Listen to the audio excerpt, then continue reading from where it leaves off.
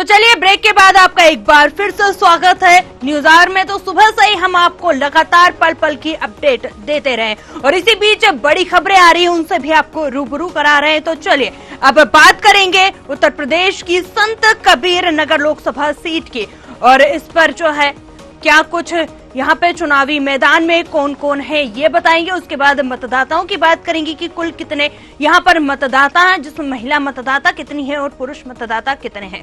तो चलिए अब एक नजर डालते हैं। अगर बात कर ली जाए संत कबीर नगर लोकसभा सीट की तो आपको बता दें कि चुनावी मैदान में कौन कौन है। प्रवीण निषाद बीजेपी से, लक्ष्मीकांत सपा से, नदीम अशरफ बीएसपी से चुनावी मैदान में है। और अगर संत कबीर नगर लोकसभा सीट की बात कर ली जाए तो यहाँ पर आपको बता देते हैं कि कुल कितने मतदाता हैं ये इस सीट पर। वहीं इसके साथ ही पुरुष मतदाता और महिला मतदाताओं की भी बात करेंगे। थर्ड जेंडर भी है यहाँ।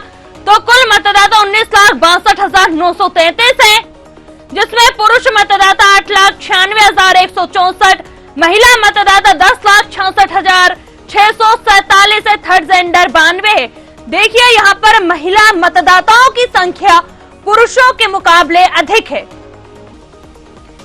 अब बात करेंगे लालगंज लोकसभा सीट की तो आपको बता देते हैं चुनावी मैदान में कौन कौन है। बीजेपी से नीलम सोनकर, दरोगा प्रसाद सरोज सपा से और इसी के साथ इंदु चौधरी बीएसपी से चुनावी मैदान में है। अब एक नजर मतदाताओं पर डाल लेते हैं तो आपको बता दें कि लालगंज लोकसभा सीट पर 17,51,980 कुल मतदाता हैं। पुरुष मतदाताओं की बात कर ली जाए तो 8,16,527 है। महिला मतदाता 9,35,421 है। थर्ड जेंडर यहाँ पर 32 है। इसके बाद अब आजमगढ़ लोकसभा सीट की बात करेंगे तो आपको बता दें कि चुनावी मैदान में कौन कौन है। दिनेश लाल यादव बीजेपी से और धर्मेंद्र यादव सपा से, मशहूद सहीबा अंसारी बीएसपी से चुनावी मैदान में है। अब कुल मतदाताओं की बात कर ली जाए, ग्राफिक्स के माध्यम से आपको दिखा देते हैं कि कुल कितने मतदाता हैं। 18,60,000 कुल यहाँ पर मतदाता है। पुरुष मतदाताओं की बात कर ली जाए तो 9,84,000 और महिला मतदाता 8,76,000 है। अब मछली शहर की बात कर ली जाए तो आपको बता दें कि इस सीट पर चुनावी मैदान में कौन कौन है और कुल कितने मतदाता है। मछली शहर में बीजेपी से सरोज, आपको बता दें कि बीपी सरोज है बीजेपी से, सपा से प्रिया सरोज, कृपा शंकर सरोज बीएसपी से चुनावी मैदान में है। कुल मतदाताओं की बात अगर कर ली जाए तो आपको बता दें कि 19,26,000 कुल मतदाता हैं, जिसमें से 10,17,000 पुरुष है, 9,09,000 महिला। अब भदोही लोकसभा सीट की बात करेंगे तो आपको बता दें कि सबसे पहले मुकाबला किस किस के बीच में है। तो बीजेपी से विनोद कुमार बिंद, वहीं ललितेशपति त्रिपाठी, हरिशंकर चौहान बीएसपी से चुनावी मैदान में है। चलिए अब कुल मतदाताओं की बात कर ली जाए तो ग्राफिक्स के माध्यम से हम आपको बता देते हैं कि कुल कितने यहाँ पर मतदाता हैं। 20,09,146 कुल मतदाता हैं। वहीं 11,29,245 पुरुष मतदाता यहाँ पर है। 8,79,901 महिला। तो आपने देखा कि ग्राफिक्स के माध्यम से कि यहाँ पर कुल कितने मतदाता हैं। उत्तर प्रदेश की लोकसभा सीटों की बात हो रही है, जिसमें संत कबीर नगर, लालगंज, आजमगढ़, मछली शहर और भदोही शामिल है। 5 लोकसभा सीटों पर हम चर्चा करेंगे। हमारे संवाददाता जुड़ेंगे और उनसे जानने की कोशिश करेंगे कि आखिर क्या कुछ मतदान केंद्रों पर अभी स्थिति बनी हुई है। सुबह 7 बजे से ही लगातार मतदान शुरू हो चुका है। मतदाता अपने घरों से निकल रहे हैं, मतदान केंद्रों पर पहुंचकर मतदान कर रहे हैं। इसी के साथ गर्मी का भी असर देखने को मिल रहा है। गर्मी के बीच भी मतदाता अपने घरों से निकल रहे हैं और मतदान केंद्रों पर जा रहे हैं। वे व्यवस्थाओं को लेकर भी बात करेंगे। और आपको बता दें कि प्रधानमंत्री नरेंद्र मोदी ने जनता से अपील की कि घरों से निकलें और मतदान करें। उसी के साथ अगर बात कर ली जाए उत्तर प्रदेश के योगी आदित्यनाथ, उन्होंने भी जनता से अपील की है। मध्य प्रदेश के मुख्यमंत्री ने भी जनता से अपील की है अधिक से अधिक घरों से निकले और मतदान करें।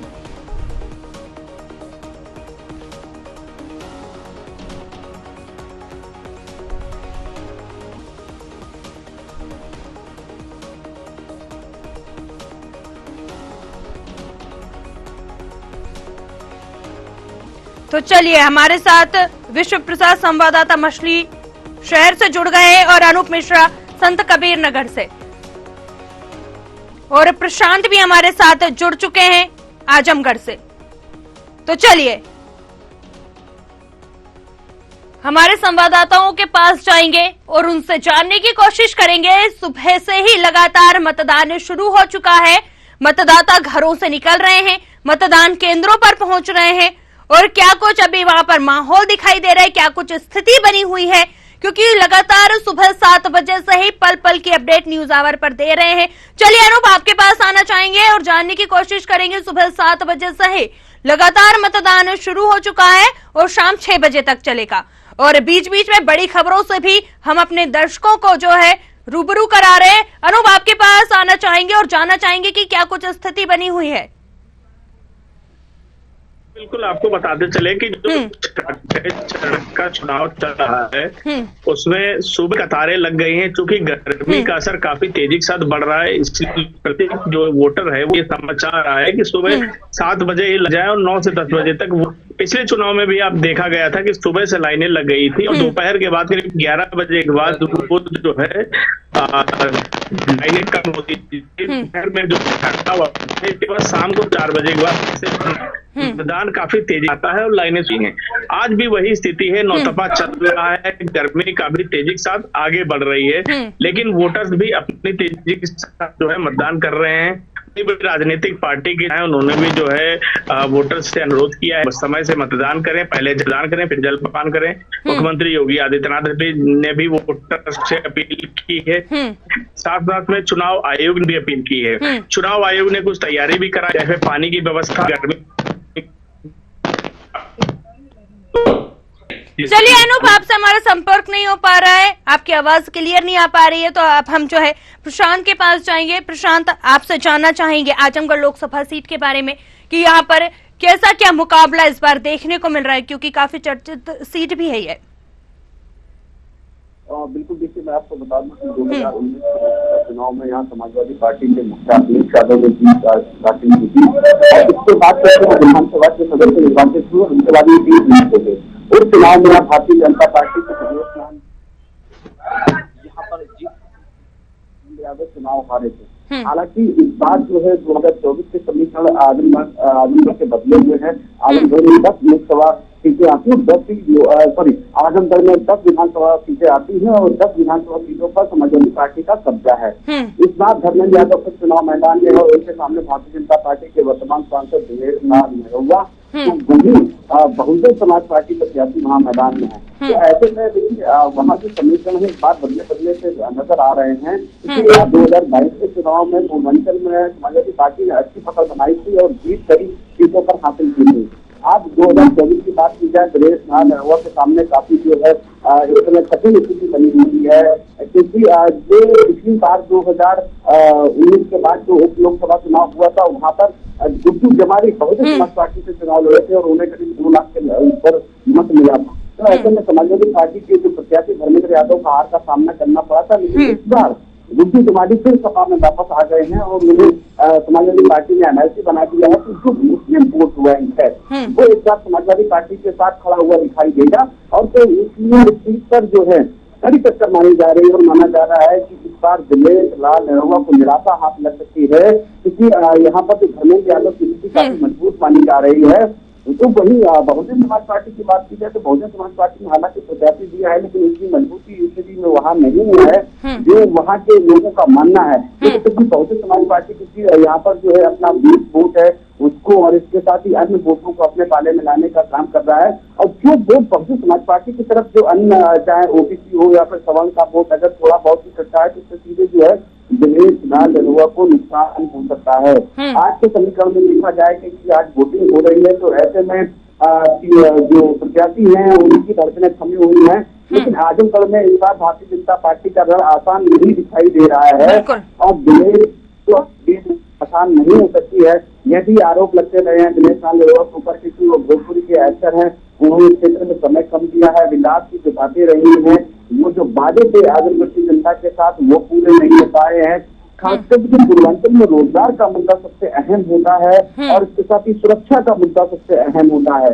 तो इन दो बातों को लेकर आजमगढ़ में हमें पूर्वांचल के क्षेत्र में हमेशा चुनाव होता आया है और आजमगढ़ किसी समाजवादी पार्टी का गढ़ है विधानसभा 2022 का।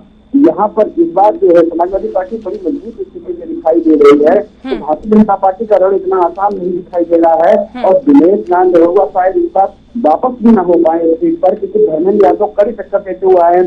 भले ही वो उपचुनाव हार गए हों, इसके बाद भी उन्होंने जो यहाँ पर सक्रियता बनाए रखी इस क्षेत्र में और जो कार्यकर्ता है उनसे संपर्क साधे रखा। विजय जमाली जो की समाजवादी पार्टी से टूट के बहुजन समाज पार्टी में चले गए थे, उनको फिर मनाकर समाजवादी पार्टी लाया गया। तो जो मुस्लिम वोट बैंक है इस बार समाजवादी पार्टी से पाले में जाते हुए दिखाई दे रहा है। अगर वास्तविक रूप से समाजवादी पार्टी के साथ मुस्लिम वोट बैंक खड़ा हुआ तो उनके रूप से वहाँ समाजवादी पार्टी प्रत्याशी की जीत हो सकती है। बिल्कुल, चलिए आप हमारे साथ बने रहिए और अपडेट आपसे लेते रहेंगे। तो हमारे साथ जो है अभी संवाददाता जुड़े हुए हैं, उनसे जानने की कोशिश विश्व प्रकाश जी आपके पास आएंगे और जानने की कोशिश करेंगे कि आखिर अभी वहां पर क्या कुछ स्थिति बनी हुई है। आपके पीछे मुझे कुछ मतदाता भी नजर आ रहे हैं। आपको बता दें कि लगभग सुबह के 9:30 बज चुके हैं। अब धीरे धीरे पोलिंग बूथों पर मतदाताओं के बढ़ने की स्थिति तेज हो रही है। आप हमारे पीछे देख सकती हैं कि लंबी लाइनें लगी हैं, लोग बूथों पर अपने क्रम का इंतजार कर रहे हैं और जैसे जैसे गर्मी बढ़ रही है वैसे वैसे लोग समय से पहले निकलकर वोट करने के लिए लालायित दिख रहे हैं। आप देख सकते हैं कि लंबी कतारें लगी हैं, लोग अपने हाथ में जिस स्थिति में है उसी स्थिति में वो वोट देने के लिए आपके सामने दिखाई दे रहे हैं। अब धीरे धीरे जो स्थिति बन रही है कि लोग घरों से निकल रहे हैं और वोट देने के लिए लालायित दिख रहे हैं। आप लंबी कतारें पीछे देख सकती हैं। हालांकि जौनपुर की बात करें तो जौनपुर में भारतीय जनता पार्टी के उम्मीदवार कृपाशंकर सिंह, सपा गठबंधन से बाबू सिंह कुशवाहा व बसपा से वर्तमान सांसद श्याम सिंह यादव मैदान में है। लेकिन अभी रुझान क्या चल रहा है, लोग क्या वोट दे रहे हैं, मतदाताओं का साफ तौर पर कहना है कि वो देश के विकास को देख के वोट कर रहे हैं। अब आगे वो क्या होगा ये 4 जून को ही पता चलेगा। लेकिन जो यहाँ मतदाता निकल रहे हैं उनका है कि हम विकास, जो देश का विकास करे, जो देश का विकास करे, जो देश को आगे ले जाए, जो देश को ऊपर बढ़ाए, उसको देख के हम वोट कर रहे हैं। बिल्कुल, अगर वही हमारे साथ कुछ यहाँ मतदाता जुड़ रहे हैं, हम उनसे बात कराना चाहेंगे आपकी। आप बात करें। सर क्या नाम है आपका? दीपक जी, मनीष श्रीवास्तव। इधर क्या सोच के इस बार आप वोट करने वाले हैं? बस राष्ट्र भक्त, राष्ट्र पहला, राष्ट्र प्रथम और देश की प्रगति और विकास के लिए वोट कर रहा हूँ। बिल्कुल, देश की प्रगति के लिए देश बिल्कुल प्रगति, देश की प्रगति, राष्ट्र का विकास ही प्रथम है, जिसको देख के लोग वोट कर रहे हैं जी। चलिए बिल्कुल, आप हमारे साथ बने रहिए। अनूप मिश्रा के पास आएंगे और अनूप आपसे जानना चाहेंगे कि अभी वहां पर क्या कुछ माहौल देखा जा रहा है। अगर बात कर ली जाए तो चुनावी माहौल वहां पर कैसा है और मुकाबला कैसा नजर आ रहा है? जी बिल्कुल, चले कि जो संख्या है वहाँ पर भी जो है मतदान का प्रयोग कर रहे हैं। चुनाव मैदान में जो प्रवीण कुमार निषाद जो चुनाव मैदान में है, वहीं पर बात करते हैं समाजवादी पार्टी फिर श्रीकांत निषाद हैं और नसदीम अशरफ बहुजन समाज पार्टी से चुनाव बने हैं। तो बात करते हैं 2019 में प्रवीण कुमार निषाद 4,67,000 वोटों से वोट पाकर जीत दर्ज किए थे। वह पर जो हाथ नहीं गिरा, कहीं नहीं गिरा, 1 लाख वोट पाए थे। तो इस बार भी समाजवादी पार्टी और नजर आ रही अपनी के साथ भी ताल ठोक रहे हैं, क्योंकि दोनों ही सजाती वोट आते। चलिए, आपकी आवाज नहीं आ रही है अनूप। हम जो प्रशांत राव की तरफ जो है एक बार फिर रुक करेंगे और आजमगढ़ लोकसभा सीट की बात करेंगे।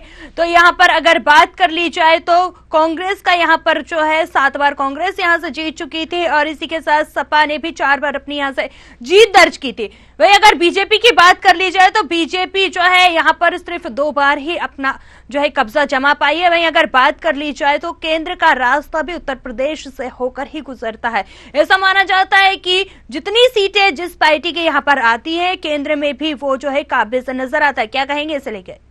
जी अनूप।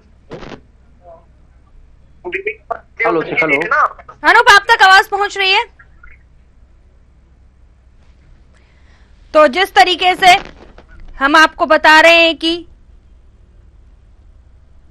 सुबह 7 बजे से ही लगातार मतदाता मतदान केंद्रों पर पहुंच रहे हैं। चलिए एक बार फिर अनूप की तरफ रुख करेंगे। जी अनूप, भदोही लोकसभा सीट की आपसे चर्चा करेंगे और जानने की कोशिश करेंगे क्या कुछ अभी वहां पर स्थिति देखी जा रही है? जी बिल्कुल, आपको बता दें कि भदोही लोकसभा सीट पे तैयारियां, चुनाव काफी जोरों पे चल रहा है। सुबह से लोग लाइन में लगे हुए हैं, अपने मत का प्रयोग कर रहे हैं। वहीं अब अगर हम बात करते हैं प्रत्याशी की, तो आपको बताते हैं जो विनोद कुमार बिंद भारतीय जनता पार्टी से प्रत्याशी, वहीं ललितेश त्रिपाठी टीएमसी के एकमात्र प्रत्याशी उत्तर प्रदेश में है, जो इंडी गठबंधन से उनको ये सीट मिली है। ममता बनर्जी की सीट है, वहां पर उनको जो है ये टिकट मिला है। क्योंकि ललितेश त्रिपाठी बड़ा नाम है, उनके पिता कमलापति त्रिपाठी जो है भदोही के बड़े नेता में शुमार होते थे। वहीं हरिशंकर सिंह बसपा से आ रहे हैं, जो ठीक ठाक लड़ाई लड़ रहे हैं। लेकिन अगर बात करते हैं विनोद कुमार बिंद और ललितेश त्रिपाठी के बीच ठीक ठाक टक्कर नजर आ रही है। इससे पहले आपको बताते हैं भारतीय जनता पार्टी ने काफी वहां पर चुनाव प्रचार किया है। इंडिया गठबंधन के अंतर्गत आपको बता दें अखिलेश यादव लगातार चुनाव प्रचार में रहे। भदोही में उन्होंने जनसभा की, कार्यकर्ताओं के साथ बैठक की और उन्होंने जो है ये सीट चूंकि बंटवारे में जरूर जो है टीएमसी को मिली है, लेकिन वही यहाँ पर कहीं न कहीं प्रतिष्ठा जो है तो समाजवादी पार्टी की दांव पर लगी है। वही हम बात करते हैं 2019 के चुनाव नतीजों की हम बात करते हैं तो 2019 में रमेश चंद्र बिंद भारतीय जनता पार्टी से 5,10,000 वोटों से जीते थे। लेकिन भारतीय जनता पार्टी ने इस बार वहां पर प्रत्याशी बदल दिया। विनोद कुमार बिंद चुनावी मैदान में है, जिसको लेकर रमेश चंद्र बिंद के अंदर नाराजगी भी देखनी जा रही है, जिसका हो सकता है भारतीय जनता पार्टी को नुकसान भी उठाना पड़े। वही रंगनाथ मिश्र बसपा से 4,66,000 वोटों से वोट पाए थे और रमाकांत कांग्रेस से 25,000 वोट पाए थे। तो लड़ाई इस बार भी समाजवादी पार्टी और भारतीय जनता पार्टी के बीच में है। लेकिन चूंकि भदोही की कहानी आपको बता दें, भदोही में जिस तरीके से भारतीय जनता पार्टी ने विनोद कुमार बिंद को उतारा है और रमेश चंद्र बिंद को टिकट काटा है, उससे कहीं न कहीं भारतीय जनता पार्टी की राह जो है कठिन नजर आ रही है। दूसरी तरफ ललितेश त्रिपाठी जो कि स्थानीय वहां से हैं, तो उनका भी एक ठीक ठाक प्रभाव नजर आ रहा है। इंडिया गठबंधन के अंतर्गत है तो कांग्रेस का भी वोट मिल रहा है, समाजवादी पार्टी का भी वोट मिल रहा है और साथ साथ में आपको बता दें जो है टीएमसी का भी वोट है। क्योंकि भदोही की मैं आपको स्थिति बता दूं, भदोही कालीन के नाम से विख्यात है। पूरे दुनिया में भदोही की जो पहचान है वो कालीन की पहचान, कालीन के व्यापार को लेकर के बुनकर वहां पे रहे। प्रधानमंत्री नरेंद्र मोदी ने भी कई बार भदोही का जिक्र अपने भाषणों में किया है और भदोही के लिए काफी कुछ करने का भी प्रयास किया है। तो आज जो चुनाव हो रहे हैं वो देखते हैं कि आगे 4 जून को पता चलेगा किस करवट उठ बैठता है। लेकिन अगर ललितेश त्रिपाठी की बात करें तो ललितेश त्रिपाठी पूर्व सीएम कमलापति त्रिपाठी की पोते हैं और ये एक बड़ा फैक्टर काम आ रहे दिखाई पड़ रहा है, क्योंकि पूर्व सीएम है कमलापति त्रिपाठी एक समय जो है राजनीति में उनका डंका बजता था। तो ये फायदा समाजवादी पार्टी और इंडिया गठबंधन के लिए कैसे फायदेमंद हो रहा है तृणमूल कांग्रेस के लिए।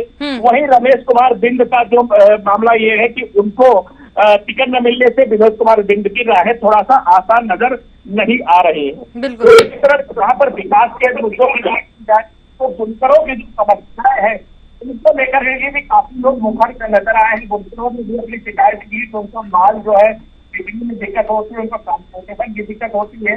में रोजगार एक बड़ा मुद्दा है जो इंडिया गठबंधन की तरफ से उठाया गया है। भारतीय जनता पार्टी अपने डबल इंजन की सरकार को गर्मियों का बखान करती है, वो हमेशा अपने राशन कार्ड की बात करती है, जिस तरीके से राशन दे रही है, किसानों को सम्मान निधि दे रही, उज्ज्वला योजना दे रही, तो सभी पार्टियां अपनी गुलाबंदी में लगी है। लेकिन चुनावी पिछाड़ में भारतीय जनता पार्टी और समाजवादी पार्टी इन्हीं दोनों के बीच टेंशन नजर आ रही है। इसलिए नजर आ रही है कि भारतीय जनता पार्टी थोड़ा कमजोर साबित हो रही है, क्योंकि दोनों में आपस में लड़ाई चिंतन खाने अंदर भारतीय जनता पार्टी को आपस मिल रही है। इस बार बढ़ता है तो भारतीय जनता पार्टी को नुकसान उठाना पड़ सकता है। वहीं अगर जो कांग्रेस की बात की जाए तो कांग्रेस, समाजवादी पार्टी और टीएमसी तीनों को मिलाकर के एक इंडी गठबंधन जो उत्तर प्रदेश में है उसके अंदर नरेंद्र छोटी त्रिपाठी को चुनाव टिकट मिला है। लेकिन भारतीय जनता पार्टी भी वहां पर मजबूत नजर आ रही, लेकिन कांटे की टक्कर वहां पर दिखाई पड़ रही है। बिल्कुल वोटर बैठता है, ये 4 जून को पता चलेगा।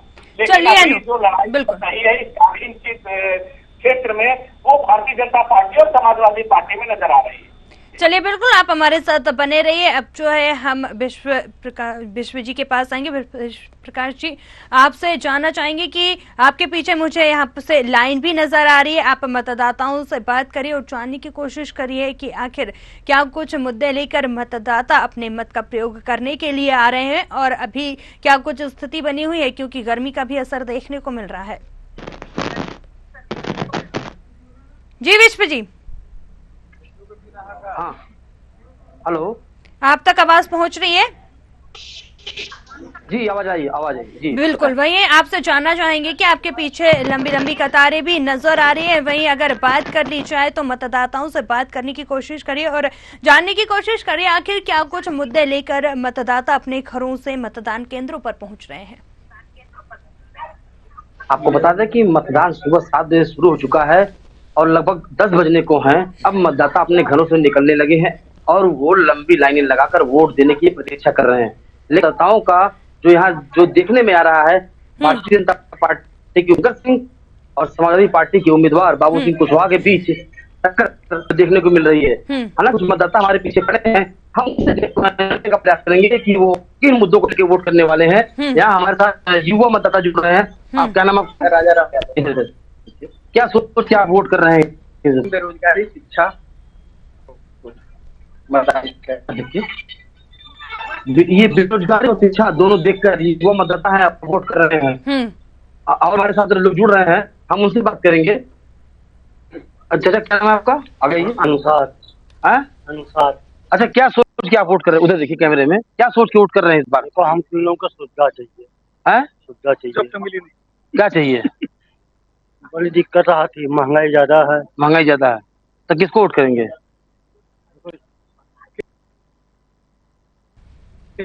मजदूरी करने वाले। महंगाई ज्यादा है, मजदूरी करने वाला कहाँ पैसा? महंगाई ज्यादा है, इसको लेके वो वोट करने वाले हैं। और भी लोग हमारे साथ हैं, हम आप उनसे बात कराने का प्रयास करेंगे। और नदी कहिए, क्या नाम है आपका? अच्छा, क्या सोच के इस बार वोट करने वाले हैं? क्या कौन जीत रहा है? जो भी जीत रहा है उसको जिताएं। आपकी क्या सोच है, किस सोच के आप वोट दे रहे हैं? ये है कि जो विकास करे, देश का विकास करे, समाज का विकास करे, उसको जिताना। चलिए बिल्कुल, आप हमारे देश का विकास करे, जो समाज का विकास करे, उसको जिताने के लिए ये वोट कर रहे हैं, ये लाइन में खड़े हैं।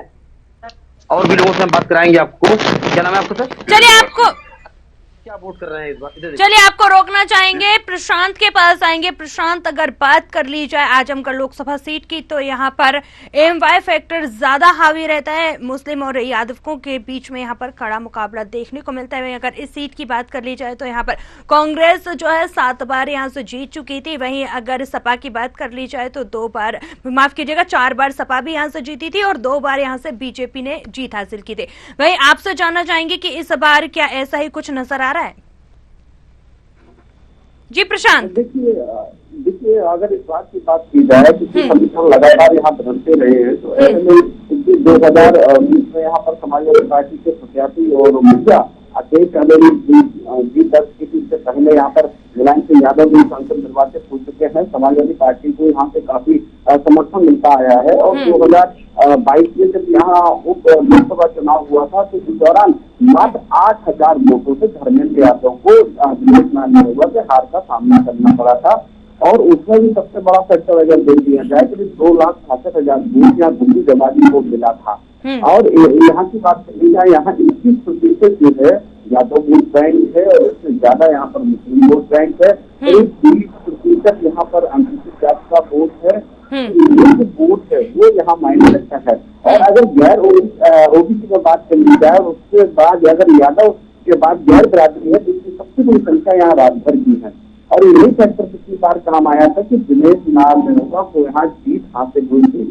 इस बार अगर देखा जाए, क्योंकि जिस तरीके से 2022 के बाद समीकरण बदलेगा, पूर्वांचल में समाजवादी पार्टी को जो समर्थन मिला है उससे कहीं ना कहीं अखिलेश यादव गदगद दिखे हैं और इसलिए धर्मेंद्र यादव को सीट पर पुनः उन्होंने प्रत्याशी बनाया है। धर्मेंद्र यादव ने क्योंकि 2022 का लोकसभा चुनाव हारने के बाद समाजवादी पार्टी के परिवार की तरफ से यहाँ आजमगढ़ में लगातार संपर्क रखा, कार्यकर्ताओं के बीच में रहे, उत्साह बढ़ते रहे। तो दिनेश नारायण जिस तरीके से बयानबाजी करते रहे उसको लेकर कहीं ना कहीं वहाँ नाराजगी स्थानीय जनता में रही। और वो भोजपुरी एक्टर भी हैं, समय कम दे पाए हैं इस क्षेत्र में, विकास के जो मुद्दे थे उन्होंने अपना लोकसभा सदस्य का समय कम होने की बात को लेकर विकास न होने का एक जो तर्क दिया था, उससे जनता कहीं न कहीं नाराज दिखी है। और जनता का मानना है कि दिनेश नारायण ने जो विकास में उतनी दिलचस्पी नहीं ली है जितनी उसकी भाषणों में यहाँ पर वादे करते रहे हैं। ये सब बातें जो है वहाँ पर आम है। और इसके साथ ही बहुजन समाज पार्टी में जो वहाँ एक मुस्लिम कैंडिडेट आ रहा है, जिससे एक बार फिर माहौल बनाने की कोशिश की है। अगर वास्तव में जैसे दिनेश जमाली ने 2,60,000 से ज्यादा यहाँ पर पिछली बार लोकसभा चुनाव 2022 में मत प्राप्त किए थे, और ऐसा ही कहीं अगर बहुजन समाज पार्टी के प्रत्याशी ने किया तो फिर एक बार जो है यहाँ पर धर्मेंद्र यादव को नुकसान हो सकता है। फिलहाल क्योंकि गुड्डी जमाली की बात की जाए, गुड्डी जमाली कई बार वहाँ विधायक रह चुके हैं, एक वहाँ मजबूत राजनीतिक शख्सियत है जिसका लाभ उन्हें 2022 के चुनाव में मिला था। उसमें भी समाजवादी पार्टी से उसकी नाराजगी थी, जिस वजह से जो एक फैक्टर बना उसको गुड्डी जमाली के पक्ष में भारी तादाद में वोट देना, उससे समाजवादी पार्टी को हार का सामना करना पड़ा। तो इसका खींचना समाजवादी पार्टी ने बेसिक मायावती पर छोड़ा था कि वहाँ से समाजवादी पार्टी के प्रत्याशी को हराने को लेकर गुड्डी जमाली को टिकट दिया गया है। ये तो वही गुड्डी जमाली है जो 2022 में समाजवादी पार्टी के खिलाफ लड़ते हैं और एक बार फिर वही गुड्डी जमाली जो है समाजवादी पार्टी में शामिल होकर एमएलसी बन जाते हैं। आज समाजवादी पार्टी के लिए वो प्रचार कर रहे हैं।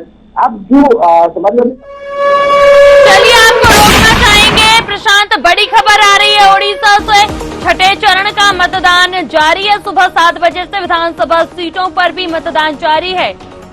आपको बता दें कि ओडिशा से बड़ी खबर है, जहां वीके पंडियन ने मतदान किया है। आपको बता दें कि विराट कोहली ने, तो बड़ी खबर आपको बता रहे हैं ओडिशा से, जहां छठे चरण का विधानसभा सीटों पर मतदान जारी है। आइए आपको सुनवाते हैं उन्होंने क्या कुछ कहा। Everyone should participate in the festival of democracy and exercise their vote. You have to be part of a vibrant democracy. India is known for its vibrant democracy. तो चलिए, वीके पंडियन ने जो है मतदान किया है और छठे चरण का मतदान जारी है। ओडिशा से बड़ी खबर बता रहे हैं आपको। विधानसभा सीटों पर भी मतदान जारी है सुबह 7 बजे से ही लगातार। वहीं उन्होंने मतदान करने की अपील भी की है।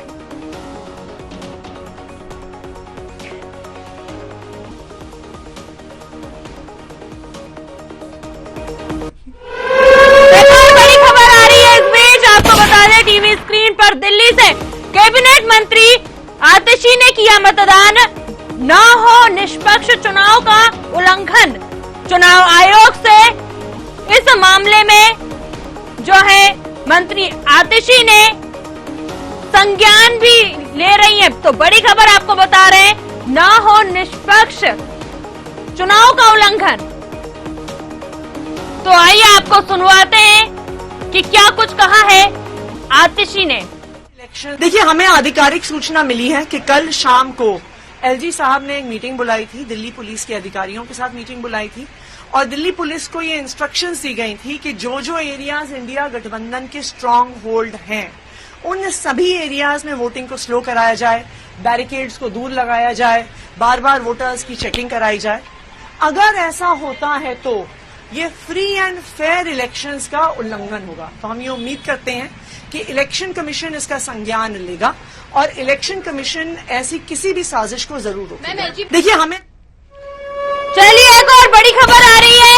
आपको बता दें कि अनंतनाग से जहां पीडीपी प्रमुख महबूबा मुफ्ती ने जो है बयान दिया है मशीनों में छेड़छाड़ करने का, बता दें कि इसमें डीजी, एलजी और सभी अधिकारी शामिल है। कहा गया कि स्वतंत्र और निष्पक्ष चुनाव होंगे, लेकिन आप ये सब कर रहे हैं। तो बड़ी खबर आपको बता रहे हैं अनंतनाग से।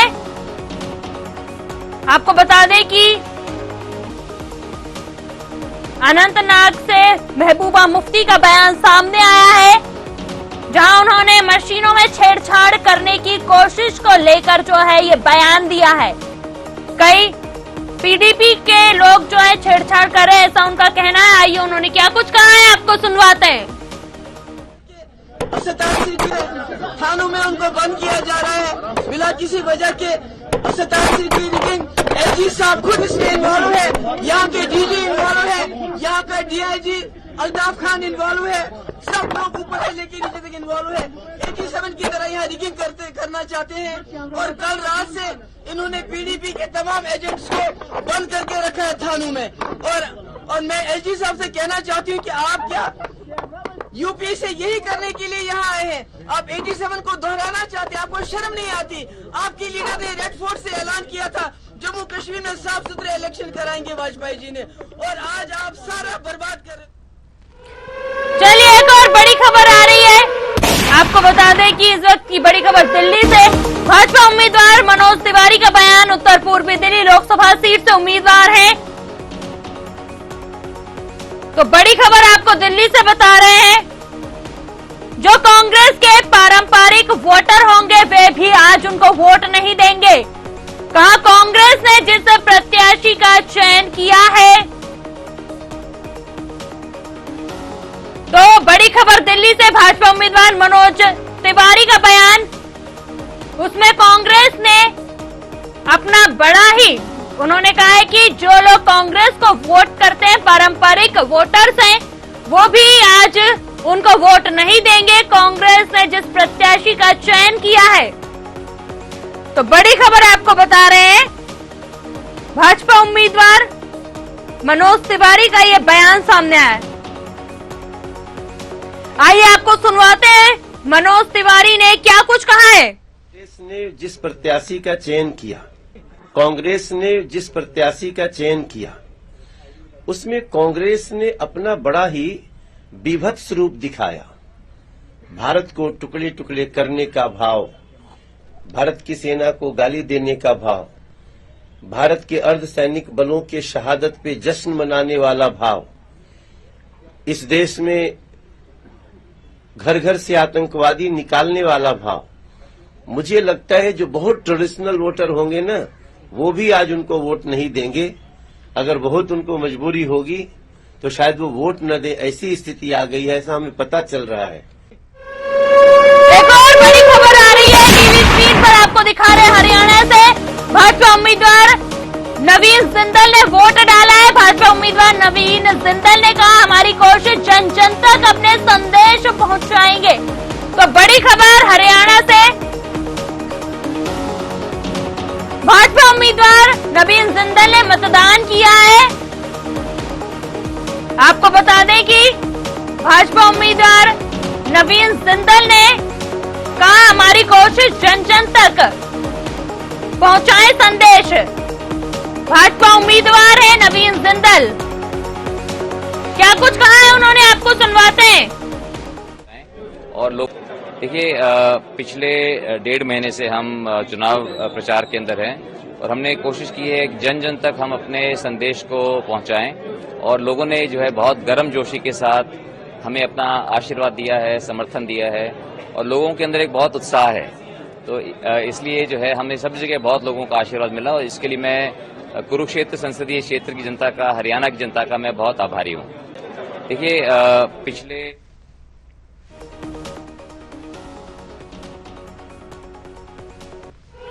एक और बड़ी खबर आ रही है, आपको बता दें इस वक्त की बड़ी खबर ओडिशा से। ईवीएम को लेकर बोले संबित पात्रा, ईवीएम काम नहीं कर रहे, रिटर्निंग ऑफिसर से कर रहे बात। तो बड़ी खबर ओडिशा से, ईवीएम को लेकर संबित पात्रा रिटर्निंग ऑफिसर से बात कर रहे हैं, उनसे समय बढ़ाने का भी करेंगे अनुरोध। पूरी लोकसभा सीट से बीजेपी उम्मीदवार हैं संबित पात्रा। तो बड़ी खबर बता रहे हैं आपको, आइए आपको सुनवाते हैं उन्होंने क्या कुछ कहा। काम नहीं किया, उतना टाइम एक्सटेंड किया जाए। ईवीएम मशीन काम नहीं कर रहा है, ईवीएम मशीन काम नहीं कर रहे हैं, उस पे मैं बात कर रहा हूँ रिटर्निंग ऑफिसर से। लोग जा रहे हैं, अभी बहुत लोग आए थे, लोग अब जाने लग गए हैं। फिर एक्सटेंशन ऑफ टाइम के लिए बोला जाएगा, जितना समय काम नहीं किया उतना टाइम एक्सटेंड किया जाए। ईवीएम मशीन काम नहीं कर। तो रिटर्निंग ऑफिसर से बात कर रहे हैं संबित पात्रा। एक और बड़ी खबर आ रही है, झारखंड से मतदान के बाद बोले उप सभापति हरिवंश। आपको बता दें ये लोकतंत्र का सबसे पावन अवसर है, ऐसा उन्होंने कहा है। मतदान के बाद बोले हरिवंश, ये लोकतंत्र का सबसे पावन अवसर है, लोग अपने मतों से तय कर रहे हैं भविष्य तय कर रहे हैं मतदाता अपने मतों से, ऐसा उन्होंने कहा है। तो बड़ी खबर बता रहे हैं आपको, जहां उन्होंने कहा है अपने मतों से मतदाता भविष्य तय कर रहे हैं। आइए उन्होंने क्या कुछ कहा है आपको सुनवाते हैं। शासन में कौन रहेगा, यह लोकतंत्र का सबसे पुनीत पावन अवसर है।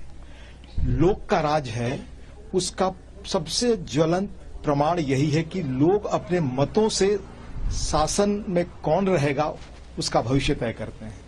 और हम में से हरेक का लोकतांत्रिक व्यवस्था में पुनीत और पावन धर्म और कर्म दोनों है कि हम मतदान। एक और बड़ी खबर आ रही है, आपको बता दें ओडिशा से विधानसभा चुनाव का तीसरा चरण, बीजेपी उम्मीदवार अपराजिता सारंगी ने किया मतदान। भुवनेश्वर लोकसभा सीट से प्रत्याशी हैं। तो बड़ी खबर आपको ओडिशा से बता रहे हैं, विधानसभा चुनाव का तीसरा चरण है, बीजेपी उम्मीदवार अपराजिता सारंगी ने जो है मतदान किया है। अपराजिता ने मतदान किया है, बीजेपी उम्मीदवार है अपराजिता सारंगी, भुवनेश्वर लोकसभा सीट से प्रत्याशी हैं। ओडिशा विधानसभा चुनाव का तीसरा चरण चल रहा है, इसको लेकर उन्होंने कहा है। तो आपको बता दें कि बीजेपी उम्मीदवार अपराजिता ने क्या कुछ कहा है, आपको सुनवाते हैं। देखिए, आज का दिन 25 मई भुवनेश्वर में लोकतंत्र का बड़ा उत्सव है और इस उत्सव में हजार संख्या में लोग भाग ले रहे हैं। ये बहुत ही शुभ संकेत मैं कहूं तो अत्युक्ति नहीं होगी। इन 5 वर्षों में, विगत 5 वर्षों में मैंने बहुत सारे सिटीजन इंटरफेस किए हैं, बस्तियों में मीटिंग की है, हर एक स्तर पर लोगों को अपील किया है कि भुवनेश्वर शहर का मतदान हार सिर्फ 47% है और दूसरे शहरों का मतदान हार वोटिंग परसेंटेज 60%, 60% से अधिक होता है। तो इसलिए सबसे मैंने निवेदन किया था कि आप व्यक्तित्व को देखकर वोट दें। चलिए एक और बड़ी खबर आ रही है, तो आपको बता दें कि इस वक्त की बड़ी खबर हरियाणा से वोटिंग के बाद बोले अशोक तंवर, ये लोकतंत्र का महापर्व 4 जून को होगा 400 पार। तो बड़ी खबर आपको हरियाणा से बता रहे हैं, विपक्ष कहेगा कि मशीनें खराब जबकि उनके संगठन का ढांचा खराब है। बेईमान लोग जनता से, आपको बता दें कि उन्होंने ऐसा कहा है 4 जून को 400 पार होगा। तो हरियाणा से बड़ी खबर वोटिंग के बाद बोले अशोक, ये लोकतंत्र का महापर्व है, ऐसा उन्होंने कहा है। 4 जून को होगा 400 पार। क्या कुछ कहा है उन्होंने, आपको सुनवाते हैं। ये लोकतंत्र का महापर्व है पूरे देश ने 5 चरण का मतदान कर लिया, छठे चरण का चुनाव जारी है। एक चुनाव के बाद 4 जून को हमारा मतगणना होगी, तो 4 जून को जब होगा तो 400 पार होगा और विपक्ष कहेगा कि मशीनें खराब थी। वो ये नहीं देखेगा कि उनकी इंसानी मशीन खराब है, उनका संगठन का ढांचा खराब है, उनकी नीतियां खराब है, उनका नेतृत्व खराब है, उनके नीति और कार्यक्रमों में लोगों को विश्वास नहीं है।